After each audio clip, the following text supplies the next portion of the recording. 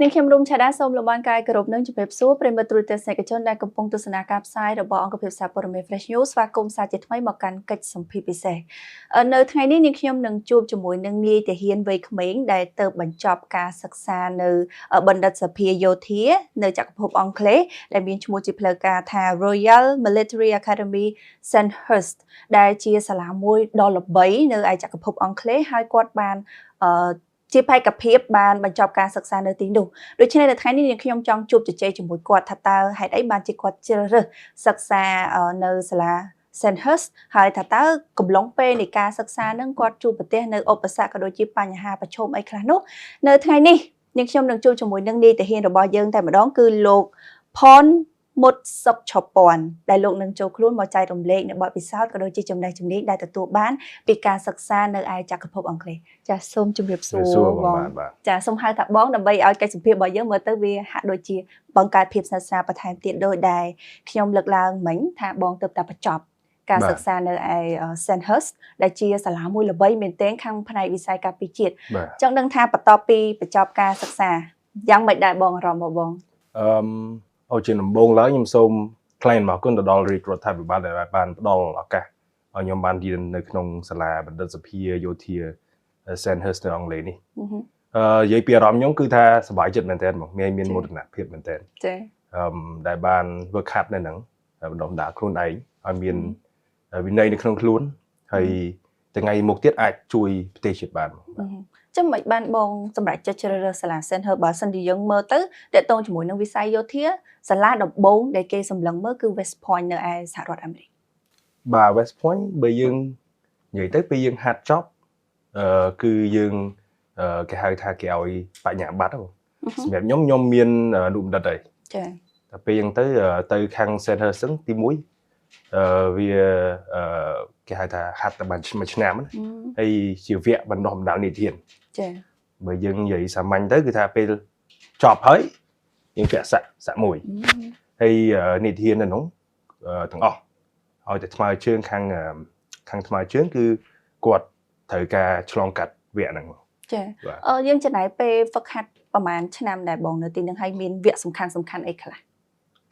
ចំណាយពេល44អាទិត្យវាចូលមួយឆ្នាំអីបងចា44អាទិត្យហ្នឹងបើតែយើងគិតទាំងវាកងទៀតគឺមួយឆ្នាំហ្មង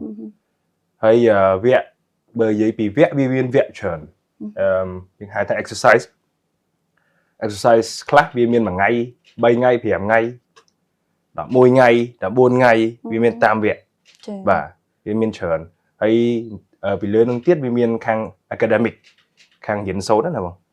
ខាងរៀនហ្នឹងវាមាន war studies មាន defense and international affairs ហើយមានខាង leadership ខាងភាពជាអ្នកដឹកនាំបាទមានអញ្ចឹងមានច្រើនមុខពីខ្មែរយើងមានតែបងម្នាក់ទេឬក៏មានអ្នកផ្សេងទៀតដែរខ្ញុំទី3បាទអូខេបាទភាគច្រើនអ្នកដែលគាត់ទៅរៀននៅសាលាហ្នឹងភាគច្រើនមកពីតំបន់ណាមកពីប្រទេសណាច្រើនជាងគេមកពីគ្រប់ប្រទេសបងបាទ30ដូចវគ្គខ្ញុំអញ្ចឹង30ជាងប្រទេសប៉ុន្តែបើថាមកពីអាស៊ីចិត្តខាងយើងមានតែវគ្គខ្ញុំមានតែឥណ្ឌូនេស៊ីបាទហើយគាត់ហាត់ជាមួយខ្ញុំមកបាទបងអាចចែករំលែកបទពិសោធន៍ទេថាហេតុអីបានបងអាចមានឱកាសបានទៅសិក្សានៅទីនោះតាមរយៈអីដែរតាមរយៈដូចខ្ញុំបានជម្រាបមុនហ្នឹងថានាយកដ្ឋានតាក់ទងអន្តរជាតិក្រសួងការពារជាតិចាគាត់បានផ្ដល់ព័ត៌មានមកហើយយើងក៏ apply CV ទៅបន្ទាប់ពីយើង apply CV យើងមាន interview ចាបន្ទាប់ពី interview ហើយបានតេស្តកាយសម្បទាអីតេស្តកាយសម្បទាហើយបានគេមកប្រាប់ថាអូខេយើងបានជាប់ឬមិនជាប់គាត់តែប៉ុណ្្នឹងអត់មានត្រូវប្រឡងអីទៀតទេប្រឡងបន្ថែមគឺនៅខាងគេទាំងអស់នៅខាងគេបាទយើងតែប៉ុណ្្នឹងទេចុះពេលដែលបងកំឡុងពេលសិក្សាហ្នឹងថាតើមានឧបសគ្គកម្រិតណាដែលមកដល់ពេលនេះឲ្យបងនៅតែចងចាំដិតជាប់ឧបសគ្គច្រើនតែទី1អាកាសធាតុវាប្រែប្រួលរហូតភ្លៀងចង្កាព្យុះចង្កាទៅក្តៅត្រជាក់ចាជាពិសេសពេលចូលព្រៃវាប្រែប្រួលរហូតទី2ម្ហូបអាហាររសារនៅខាងនោះគឺភាគច្រើនការីបងពេលចុះព្រៃម្ដងគឺគេហៅ MOE ហ្នឹងគឺញ៉ាំត្រជាក់រហូតហើយភាគច្រើនការីខ្ញុំរៀងពិបាកទទួលបន្តិច តែអត់អី ចា៎ យើងមានអាហារផ្សេងបាទហើយកម្មពិតទៅទី3ហ្នឹងគឺថាការចង់និយាយ culture វាខុសវប្បធម៌បាទវប្បធម៌វាខុសគ្នាជាមួយនឹងគេតែពេលអញ្ចឹងទៅយើងត្រូវធ្វើម៉េចឲ្យវាចុះសម្រុងជាមួយនឹងគេដោយសារយើងជាភ្ញៀវនៅផ្ទះគេអញ្ចឹងណាបាទអញ្ចឹងធ្វើម៉េចឲ្យយើងត្រូវតែសម្របសម្រួលជាមួយគេរហូតខាងអង់គ្លេសនោះតែមានកត្តាជំរុញអីបានជាទោះបីជាមានឧបសគ្គប៉ុណ្ណឹងទាំងអាកាសធាតុទាំងអាហារហើយការបន្សំខ្លួនជាមួយនឹងអ្នកផ្សេងទៀតតើមានកត្តាអីជំរុញឲ្យបងនៅតែបន្តបិទបោះបង់ការសិក្សាមួយហ្នឹងដោយសារស្រឡាញ់ខាងវិស័យទាហានហើយយើងពេលយើងហាត់ហ្នឹងយើងតែងតែមានទង់ជាតិនៅលើស្មាយ៉ាងរហូតតែពេលអញ្ចឹងទៅពេលយើងហាត់យើងត្រូវគិតថាបើសិនជាគេអាចធ្វើបានយើងក៏អាចធ្វើបានដែរអញ្ចឹងអាហ្នឹងជាកត្តាមួយដែលថាជំរុញឲ្យយើងទៅមុខរហូតមានកត្តាជំរុញពីគ្រួសារអីថែមទៀតដែរអត់មានហ្មងហ្នឹងបាទគាត់តែងតែផ្ដល់ជាកម្លាំងចិត្តរហូតបាទចំពោះការទៅសិក្សានៅ Sandhurst ហ្នឹងតើតើតទៅមួយការស្នាក់នៅការចំណាយហូបចុកអីផ្សេងហ្នឹងខាងសាលាគេអ្នកចាត់ចែងឲ្យទាំងអស់ឬក៏យើងជាអ្នកទទួលបន្ទុកពេលវ៉ាកងអញ្ចឹងទៅគេឲ្យពេលវេលាយើងដើម្បីចេញទៅមានពេលខ្លួនឯងអញ្ចឹងទៅយើងអាហ្នឹងយើងចំណាយតាមការខ្លួនឯងតែបើនៅក្នុងសាលាគឺគេឲ្យទាំងអស់ទាំងម្ហូបអាហារទាំងការស្នាក់នៅទាំងអីទាំងអស់គឺបូកចូលគ្នាទាំងអស់ចាដោយសារមុនហ្នឹងបងបានលើកឡើងដែរថាទៅសិក្សានៅទីហ្នឹងមានបណ្ដាប្រទេសផ្សេងទៀតច្រើនចូលរួមជាមួយអញ្ចឹងពាក់ព័ន្ធជាមួយនឹងវប្បធម៌អាចនឹងមានការខុសគ្នាខ្លះអញ្ចឹងថាតើជាបទពិសោធន៍របស់បងដែលទៅបន្សំខ្លួនជាមួយនឹងពួកគាត់ហ្នឹងថាតើយើងទទួលបានបទពិសោធន៍អីពីពួកគាត់មកវិញនិយាយទៅគេរៀនពីយើងរៀនពីគេបាទអញ្ចឹងសម្រាប់ខ្ញុំអញ្ចឹងពីមុនខ្ញុំរៀនខាងភាពជាអ្នកដឹកនាំអញ្ចឹងទៅអ្នកខ្លះអញ្ចឹងទៅគាត់បាននៅក្នុងវិស័យទាហានហ្នឹងជាយូរមកហើយអ្នកខ្លះ3ឆ្នាំអ្នកខ្លះ4ឆ្នាំសម្រាប់យើងថ្មីតែពេលអញ្ចឹងទៅយើងចូលទៅយើងចែកចំណេះដឹងដែលយើងបានរៀនពីនេះបញ្ញាបត្រអនុបណ្ឌិតហ្នឹងយើងយកទៅដើម្បី exchange របៀប information knowledge ចឹងទៅជួនកាលទៅគាត់អ្នកខ្លះចឹងទៅ18 19ឆ្នាំក៏មានដែរបាទអញ្ចឹងថ្មីថ្មោងដូចយើងក៏មានដែរតែអ្នកខ្លះគឺគេមានបទពិសោធន៍ច្រើនអញ្ចឹងយើងដោះដូរបទពិសោធន៍គ្នាទៅវិញទៅមកបាទមិនថាទាហានអីក៏យើងនិយាយគ្នាបានដែរបាទតែយើងបានចែករំលែកវប្បធម៌ប្រពៃណីរបស់យើងឬក៏លើកមុខមាត់ប្រទេសយើងហ្នឹងជូនទៅដល់ពួកគាត់ឲ្យគាត់ដឹងពីកម្ពុជាកាន់តែច្រើនដែរអាហ្នឹងមានបាទតិចទៀតខ្ញុំអាច send រូបថតឲ្យបងបានបើយើងបានចែករំលែកអីខ្លះដែរទៅពួកគាត់មានជាម្ហូបអាហារមានជាដូចមានកម្មាមានរបៀបបបថប់ខ្មែរផ្សេងតែមិនតិចទៀតខ្ញុំអាចបញ្ជូន photo ឲ្យបងបានពេលហ្នឹងធ្វើពេលខ្ញុំហាត់វគ្គទី1គេឲ្យធ្វើដោះដូរអាហ្នឹងបាទដែលមានមិត្តរួមថ្នាក់ណាដែលគាត់និយាយថាគាត់អត់ដែលដឹងពីកម្ពុជាពីមុនសោះថាកូនខ្មែរឬក៏ជាបរិវត្តកម្ពុជាមានសមត្ថភាពធ្លាប់មានពួកគាត់លើកឡើងបែបហ្នឹងមានហ្មងបាទដំបូងឡើយមានតែពេលយើងហាត់បញ្ចប់វគ្គគឺគេរបៀបគេឲ្យតម្លៃយើងដោយសារដូចជាគ្រូសាមួយចឹងបាទយើងរៀនជាមួយគ្នាអំបាក់មួយគ្នាតែពេលចប់ទៅគឺដូចបងប្អូនគ្នាចឹងពួកខ្ញុំនៅទំនាក់ទំនងគ្នាដូចបងប្អូនគ្នារាល់ថ្ងៃបាទចាំមានន័យថាមិនមែនគ្រាន់តែទៅរៀនទេយើងក៏ដើរតួនាទីសំខាន់ដែរជាអ្នកផ្សាយពីកម្ពុជាឲ្យកាន់តែគេស្គាល់ឲ្យកាន់តែច្រើនថែមទៀតចាចុះចង់ដឹងបន្ថែម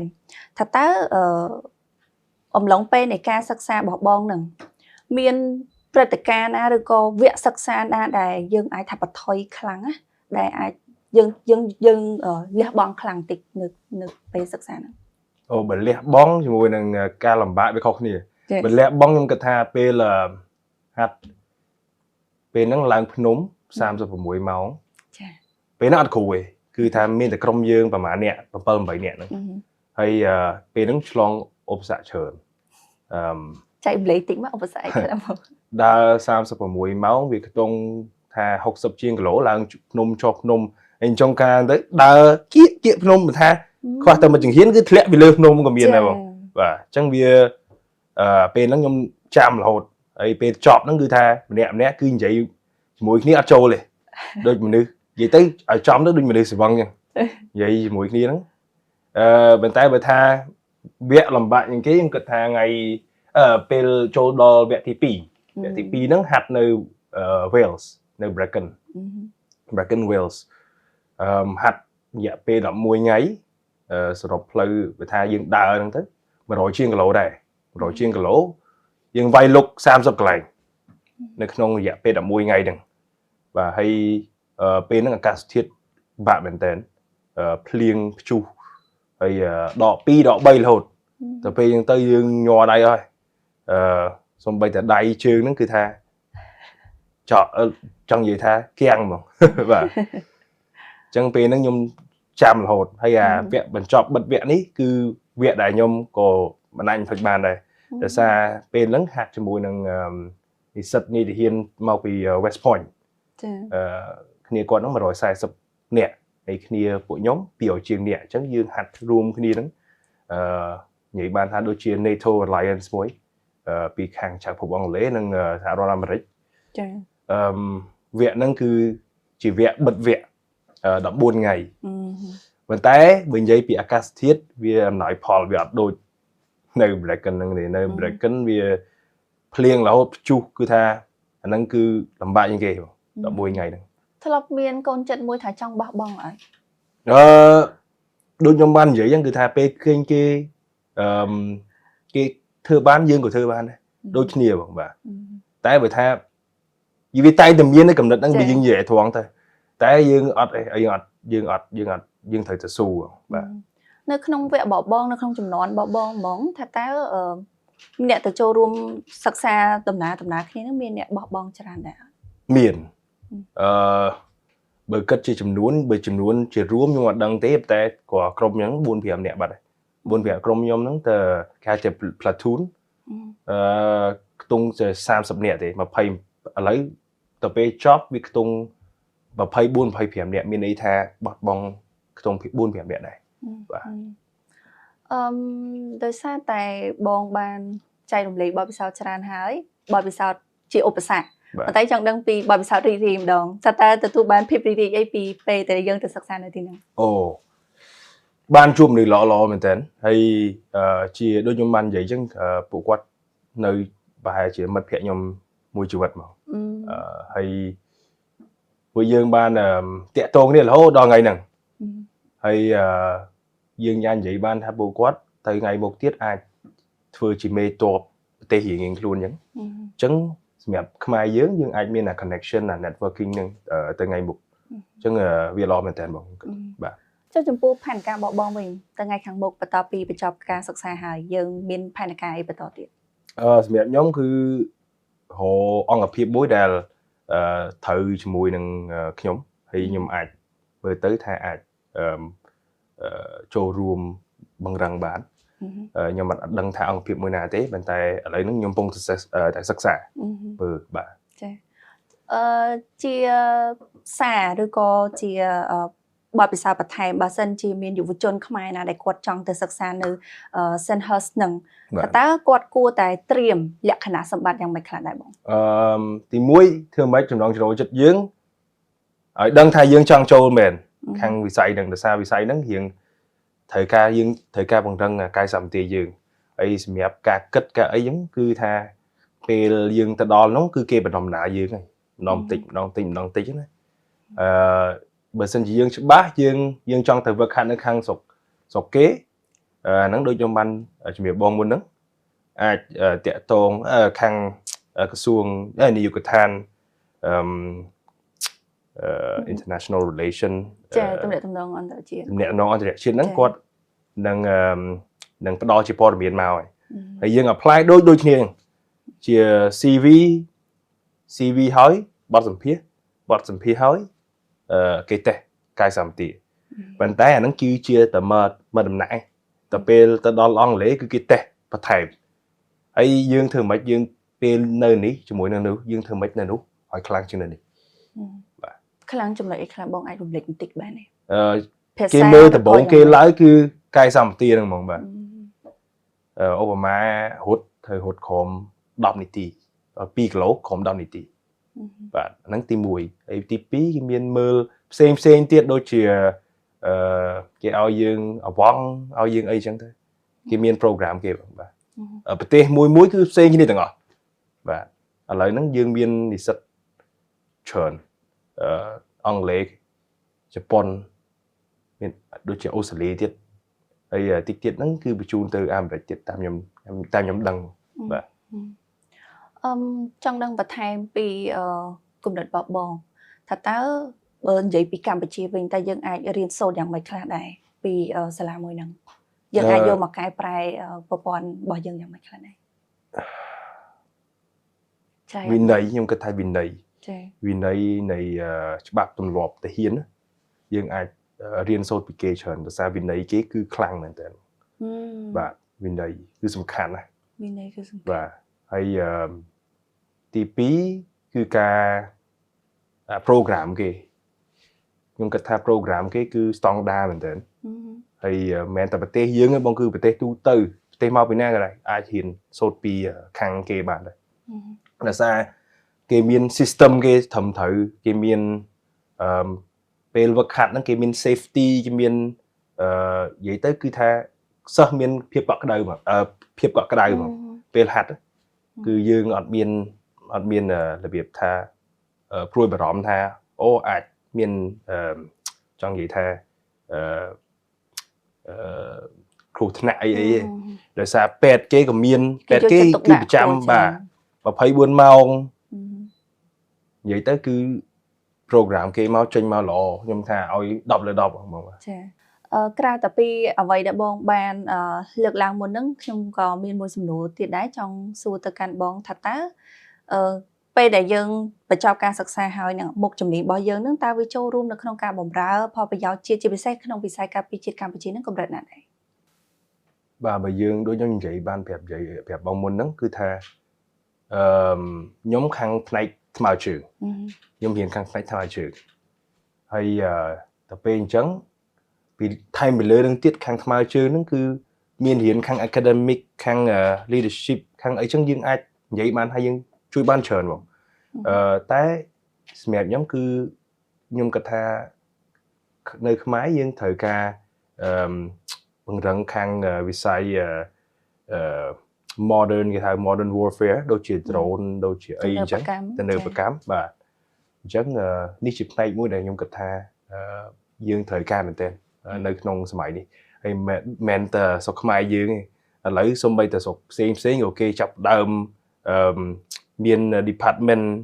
ដើម្បីពង្រឹងខាងផ្នែកហ្នឹងទី1មិនតែទី2យើងអាចបាត់បង់ចោលខាងផ្នែកគេហៅ traditional infantry របៀប traditional